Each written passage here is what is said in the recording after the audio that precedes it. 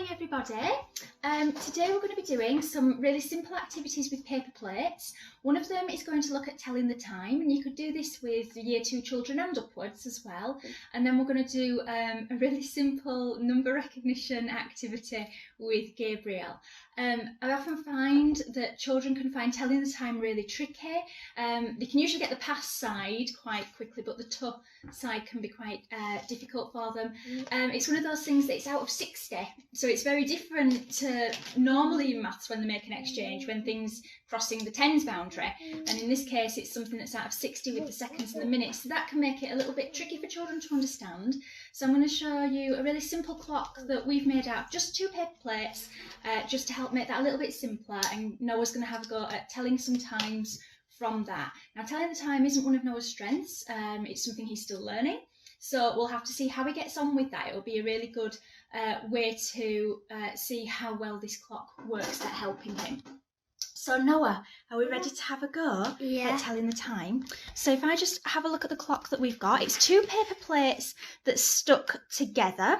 We've got the minute hand and the hour hand. We've also got the to and pass side. Now you'll notice that where every hour is, it's snipped. And the reason that this is often when children tell the time, for this time here, often children will say, oh, it's 4:01, because that's what they can see. But what I've done is if we fold this down, we've got the minutes underneath, so we can see that it's 4:05. Okay, so Noah, we're going to have a go at reading some times now. Yeah. So if I just move the hands on our clock, let's have a look. What time have we got here? 3 o'clock. 3 o'clock. Well done. And if I just flip down at the top there, it says o'clock underneath, doesn't it? Right, this time, Noah, we're going to move the minute hand to here. Now then, the hour is still pointing at 3, isn't it? So we need to see how many minutes past 3 it is. So should we fold this back to have a look how many minutes it is? 10 minutes past 3. 10 minutes past 3. Good boy. Let's move it round a little bit more. Right, so should we see how many minutes past it is now? 25 minutes past 3. 25 minutes past 3 as well. Good boy. Now we've also got written underneath, I haven't put 15, I've put quarter.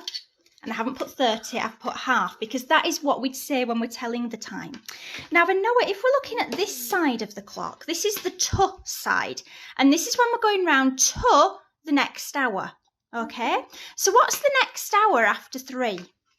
4. So let's see now how many minutes it is to 4.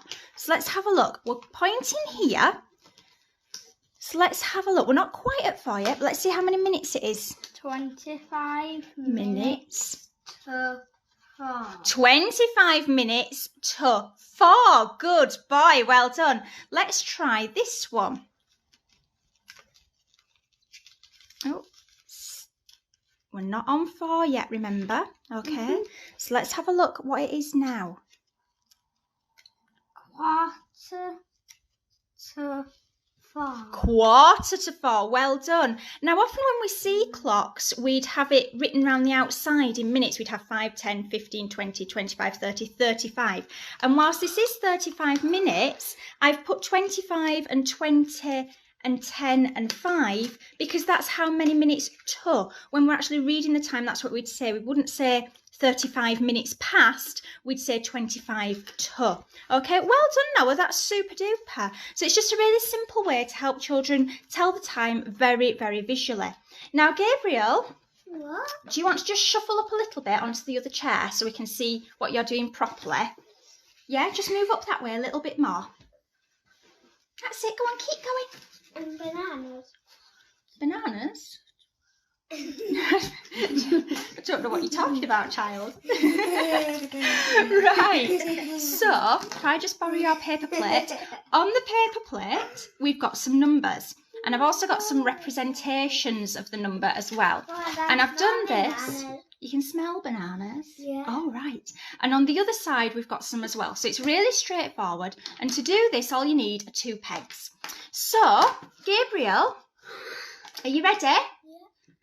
Gabriel, I would like you to find anything that shows the number 3. And can you put a peg on it? Anything that shows the number 3. Well done. So we've got 3 dots there, haven't we? Ow. Did it get you? Yeah. Oh dear. So how about That's a good idea, turning it round. Well done. So we've got 3 dots. Can you see a 3 anywhere else? Anything else that means 3? There. There, well done. Mum. Yeah? My dad we sat stuff and sits now. Oh, because I've just put them next to each other, haven't I? Can you put the peg on 3, Gabriel? The bedrooms. Well done. So both of those show 3. Now then, this time, Gabriel, should we take the pegs off? So as well, we've got a bit of motor skills going on as well. Squeeze them. That's it. Now this time, Gabriel, I would like you to find 5. 5. Where is 5? Can you see 5 on there? No. Well, you might have to look on the other side of the plate. Turn the plate over. Can you see anything that shows 5? Why did you do that? On both sides. Was that a surprise? Why did you? To surprise you. Oh dear. That's it. What else does this Can you do? see anything else that makes 5 or shows 5? There. There, well done. So you could also do this with number bonds as well. And they could see which numbers they would need to make 10. Well done. Right, Gabriel, this time... There's nothing on there. No, there's nothing on that other side of the peg, is there? Can you take the pegs off again? I'm going to give you another number to find. Take the pegs off. And here. And that one as well. This time, Gabriel, Yeah. can you find the number 10? Number 10. Is it on the outside? Have a look. And here. If it's not there, have a look on the other side. What is it? Is there a number 10? No, that's only 9. Well, it's not 9, is it? Let's put it the right way around. What is it? It's not 9, it's... What's that? 6. 6, but is there a 10? No. No, there isn't a 10. Good boy. Can you find the 8 for me? Anything that shows 8? Good. Put the peg on there. So it's also good to ask children with numbers that aren't there because it helps develop that understanding as well. Can you see anything else that shows 8? No. Let's have a look at the dots. Do any of them show 8? Shall we count them? 1, 2, 3. That doesn't show 8, does it? No. 1, 2, 3, 4, 5, 6, 7, 8, 9. Let's count them again. I'll help you. I'll point to them. Count. 1, 2, 3, 4, 5, 6, 7, 8. I didn't. So what do you need to do with that then? They're both the same way. What do you need to do with that one? Put a peg Put the peg on. Well done. That's our practical activities for today. Really simple, really straightforward, with just paper plates and pegs. Nothing really special that you have to go out and get. Do remember that on Friday we have our celebration assembly. If you'd like your child to have a shout out on Friday's assembly, just pop a comment below. It can be absolutely anything that they've done that you'd like to celebrate. So please do that. Or if you know of a parent that you think, oh, that'd be great for them to do for their child, just tag a parent below. Please do like and share, and thank you for joining us. Remember, you can find lots more practical activities and resources on our timetable over at classroomsecrets.co.uk. Thank you for joining us, and we'll see you soon. Bye-bye.